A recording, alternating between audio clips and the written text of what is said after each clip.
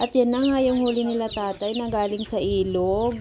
Kaya inihaw na din ng kapatid ko ang iba. Tapos yung iba ay sasabawan. Masarap-sarap talaga to kasi bagong huli lang at galing din sa ilog at hindi sa fishpan. Sa fishpan kasi ay mangangamoy putik. At tapos na inihaw ng kapatid ko ang isda kaya pwede nang kumain. Kinaumagahan ay sinabihan ko si tatay na mag-uwi siya ng mais kaya ayan inutusan ko na din yung pamangkin ko na kunin sa kanya. Super cute at super mabait naman talaga ang pamangkin ko na yan. Kaya love na love ko. Nung una niya akong makita ay ayaw sa akin, umiiyak siya. Kalaunan, nung tumagal-tagal na ako dito ay gusto na niya ako ay lagi-lagi na nga dito sa bahay. Dumating na nga din si tatay galing sa bukid at may bitbit siyang langka. At dahil wala pa tayong padlock dito sa bahay ay nagpakabit na din ako dito sa asawa ng pinsan ko. For the safety ba? At kinabukasan, magluluto nga po pala ako dyan ng pansit kabagan. Yan nga po pala yung favorite nila dito sa bahay. Sana makuha ko pa yung dati kong timpla. Matagal-tagal na din kasi na hindi ako nakakaluto ng ganitong pagkain. At magpe-prepare na nga lang din po tayo dyan ng bawang at ng sibuyas.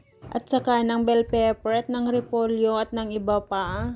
Nakakamiss din talaga ang lugar na to dahil 5 years bago ako nakauwi. Ang dami na ngang tanim dyan sa paligid. At yung sagingan ko dati ay ang dami-dami na niya dahil nanganganak na yung iba. At napapakinabangan na din. Ang laki-laki na ngang pinagbago ang lugar namin ngayon dahil napakadami na naming kapitbahay. At pagkatapos ko na nga mag-prepare ng mga iba't ibang sangkap ay ito na nga magigisa na nga po tayo. Uunahin ko nga po pala igisa ang bawang at saka ng sibuyas. Lulutuin lang po natin ng bawang hanggang magiging golden brown. At ayan na nga, sinunod ko na nga po yung sibuyas at ng yung karne. Yung karne na yan ay luto na po yan. Tira nga po pala yan namin kagabi dahil hindi po namin naubos. Sabi ko sayang naman kapag hindi namin ginamit. At sinunod ko na nga yung mga ibang gulay tulad ng carrots at ng repolyo. At pasensya na rin po kayo sa tilaok ng mga manok dahil mag-aalas 3 na po ng hapon kasi ngayon. Maglalagay na nga rin po tayo dyan ng soy sauce at saka natin haluin.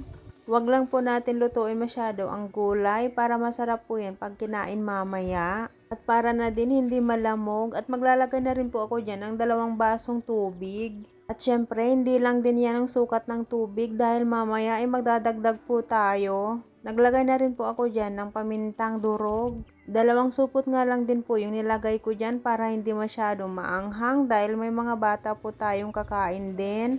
At para mas malasa, magdadagdag po tayo dyan ng magic sarap. At isusunod na po natin yung pansit. 5 minutes or 10 minutes ay okay na po yan. Masyado ata marami ang nilagay kong pansit dyan. Titingnan ko na lang kung ano yung magiging resulta. Dahil sabi ng kapatid ko na expert sa pagluluto ng pansit na yan, ay sabi niya ay 5 minutes lang ay okay na. At sabi niya wag ko daw masyadong halu-haluin para hindi daw malamog. At malapit-lapit na nga tayo sa katotohanan. Tingnan natin kung talaga bang hindi ko pa nakakalimutan ang luto na yan. Talaga namang umi-eksena ang mga alaga nating aso. Kanina yung mga manok, ngayon naman yung mga aso. Ang last na po natin na nilagay ay yung bell pepper. This is it, pansit. Huhusgahan na natin ang luto natin ngayon for today's video. At para maganda-ganda naman tingnan ay nilagay ko na rin talaga dyan sa bilao na may dahon ng saging. Fast forward, kinaumagahan ay sinama ko po ang pamangkin ko na to. Nandito nga po pala kami sa land bank.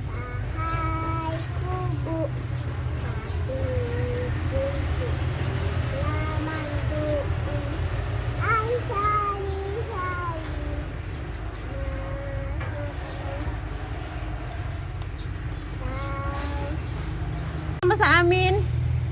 Ba't ka sumama? Wala. Ba't ka nga sumama sa amin? Saan pupunta? Baba. Ha? Mahulog ka dyan. Ses?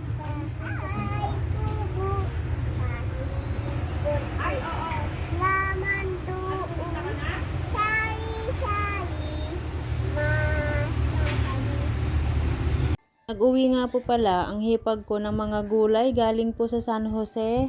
Kaya libre na naman ang ulam natin. Inaumagahan ay naimbitahan po tayo magninang ng binyag. Kaya nandito po kami ngayon sa kasalan. Sabay po kasi yung kasal at ng binyag. Nakikita nyo sa paligid na yan ay ang mga sugar cane. Yan po yung isa naming produkto dito sa amin.